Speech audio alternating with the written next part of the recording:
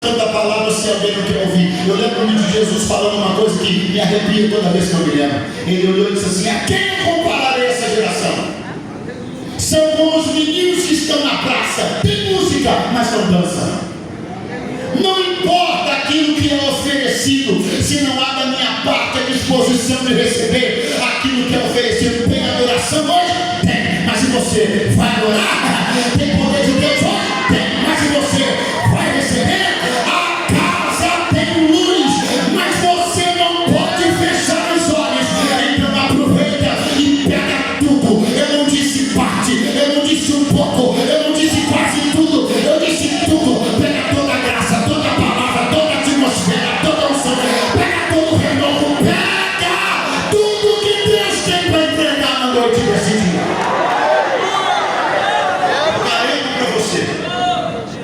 Eu garanto para você que a enorme maioria das pessoas que estão fora do convívio da igreja e que comparam a igreja por isso, se você investigar a história delas, a luz sempre esteve lá. Foi ela que fechou o olho. Eita Deus! Há casos e casos, eu não posso generalizar.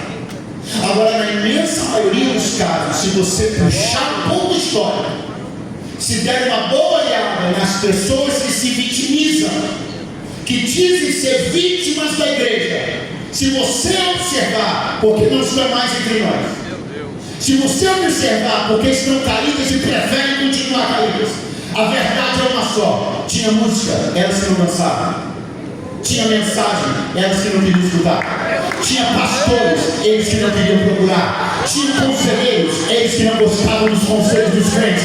Então não venha reclamar, porque a casa tem luz, mas se você fechar o olho, não vai adiantar nada. Mas se você tiver a tua candeia acesa daí e a casa com a candeia acesa de cá, oh, não vai ter para Satanás. Nós vamos levantar uma geração poderosa. Quem tem um barulho de aleluia para entregar, só para mostrar que está aceso.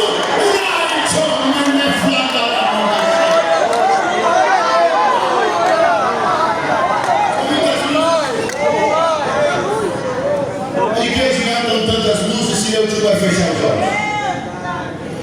Do que adianta a boa música se eu ponho a mão nos ouvidos? De que adianta a mensagem se eu fecho o coração? De que adianta o espetáculo, por mais belo que seja, se eu pego no sono? Do que adianta subir ao monte da transfiguração para tirar uma soneca? De que adianta? A Bíblia Sagrada diz então que Eutico vai tomar uma decisão. Pastor, como é que você qualifica essa decisão? Infeliz, inapropriada, inconveniente. Que decisão infeliz. Vou assistir o culto da janela. É provável que a casa estivesse bastante cheia. É provável que os assentos pudessem estar todos ocupados. É provável que os espaços pudessem estar bastante congestionados. Mas todas essas coisas que eu estou dizendo para você, que são muito prováveis, nenhuma delas poderia justificar que alguém se arriscasse tanto como Eutico se arriscou. Agora, sobre esse risco, há uma questão que precisa ser considerada. Existe um lugar, mas existe a minha condição. Eu vou fazer uma pergunta simples: quem aqui já se assentou em alguma janela alguma vez? Eu já. Quem aqui se assentou numa janela e não caiu? Eu não. Quem aqui já se assentou em cima do muro? Quem sentou? Eu já. Quem aqui já se assentou em cima do muro e nunca caiu? Eu não. Quem aqui já até andou em cima de um muro? Quem? Eu. E quem nunca caiu? Eu também. Então, existe o perigo do lugar e existe o perigo da minha condição particular. Sentar na janela pode ser uma coisa que não oferece maiores riscos a alguém. Mas no caso de Eutico, essa decisão foi infeliz e inapropriada. Por quê? Pergunta por quê, por favor. Por quê? Porque ele estava com sono.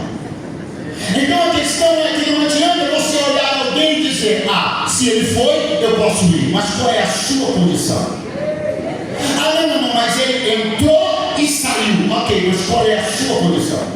Existe gente que tem força para colocar o pé no lugar e tirar logo depois. Existe gente que está ainda se estruturando na fé. Se colocar o pé, não consegue tirar mais.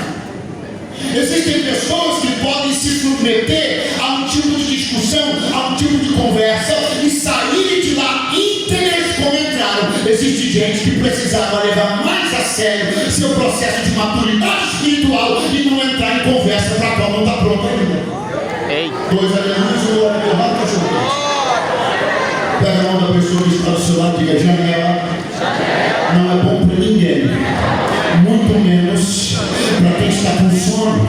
Então respeite os seus limites, não brinque com os seus limites, leve a sério os seus limites, não vá para áreas de vulnerabilidade, não se aproxime dos espaços divisores entre o lado de dentro e o lado de fora. Não vá ver o que você não deve, não vá observar o que não te edifica. Vigia com o que você põe diante dos teus olhos. Não entre em discussões para as quais você ainda não está pronto. Você não precisa responder